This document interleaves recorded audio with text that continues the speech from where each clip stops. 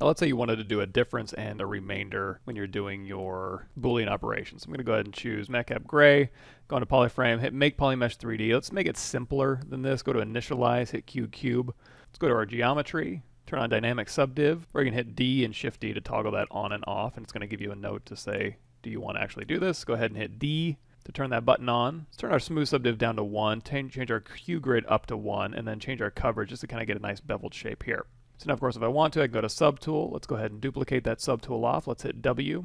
You're also going to notice when I hit duplicate, it already went ahead and selected that new duplicate object. So in R8, when you duplicate a subtool, make fiber mesh, extract a mesh, it'll go ahead and select that object instead of having you to have to go manually change your selection. Anyway, let's go ahead and move this over to a corner. Go ahead and turn that to a subtractive mesh, turn on the live Boolean, turn off your polyframe, and now we have our Boolean here. Now let's say we wanted to not only have this object here, but also have the intersection of this object.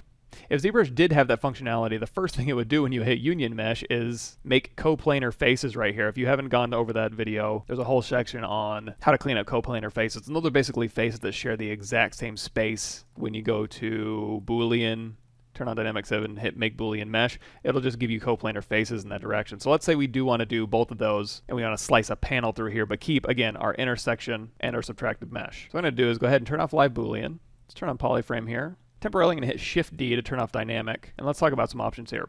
One thing I can do is I can add a little bit of thickness here to go ahead and create a panel cut through here. If I hit Control-W, that'll make it all one polygroup.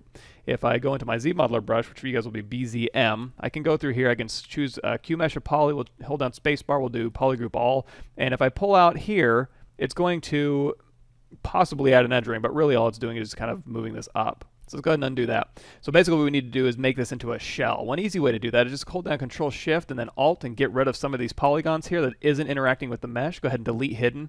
And now when I Q Mesh Polygroup All, I can pull up a shell here. So now when I go to Subtractive, turn on Live Boolean, you're going to see now I have my subtractive and intersection, and they're not going to be coplanar.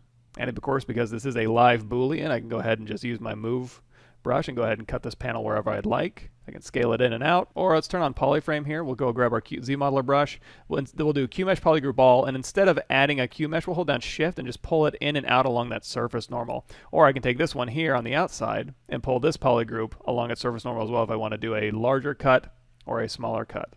Of course, you can do this with arbitrary meshes as well. Let's go ahead and go out of Edit Mode, hit Control-N. We'll also go out of Live Boolean temporarily. Let's hit the comma key. We'll go to Tool, grab the demo head.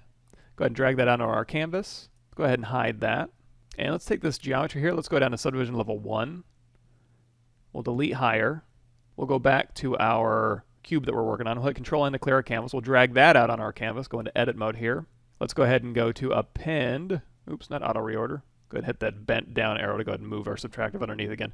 Now we're going to go to append and grab that demo head. That's going to throw that demo head right there at the bottom of our stack. So now if I take this demo head over here and move it over, you're going to see it'll cut through the mesh, but it's also hollow.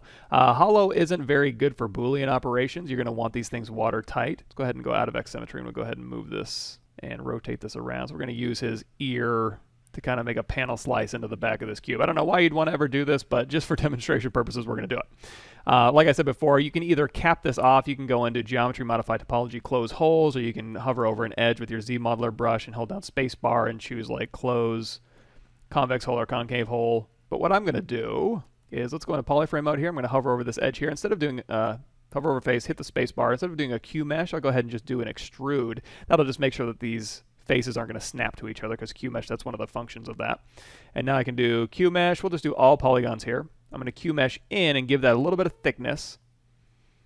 If we go down here to our display properties in our tool menu, you'll see double is turned on, so we can see both sides of the mesh. If I turn that off, you're going to see when I pulled that in, it flipped my normals. Let's go ahead and flip those back. And now that has thickness, if I now make this a subtractive mesh, turn on Live Boolean, now we're doing our panel slice here, which we can control. If I go over this face here, start extruding, and then hold down Shift, you can make this panel cut smaller or larger, as well as you can just move this panel cut around, and that'll kind of slice through the mesh here. And keep these things separate, so we're getting the panel slice, intersection, and subtraction mesh all at once. So now when I go to make this thing a union mesh, it's not going to yell at me about coplanar faces. Let's go ahead and turn our polyframe back on here, and we'll just drag this here. So we'll just have that shoulder cut right through here. So now when we're ready to make our union mesh, Actually, let's push this down a little bit more. We'll have a slice all the way through a corner here. There we go. Alrighty, so now when we're ready to make our union mesh, let's go ahead and go down here. If we're using dynamic subdivs, we'll go ahead and turn that on. We'll hit make Boolean mesh. Here it is. And now when I hold down Control Shift, and we'll just grab a little corner of this one, do Control Shift A, which for you guys, if you didn't already know, it's under visibility. That's going to do grow all. If you hover over that, you can see that's Control Shift A. So now these are all separate parts. If I want to divide these up into their separate parts, I can go down here to split the parts. Anything that's not vert weld is going to split into its own polygroup here. So now if I go into solo mode and then just go through these different versions here, you're going to see it splitting right through. It's leaving the intersection and subtraction mesh, and we got these nice panel cuts. Well, not necessarily nice panel cuts, but panel cuts that go through our object based on, in this case, a duplicate of the mesh, and on this case, just a completely arbitrary neck mesh here. So you're going to see the neck mesh had just sliced through and left two parts on either side.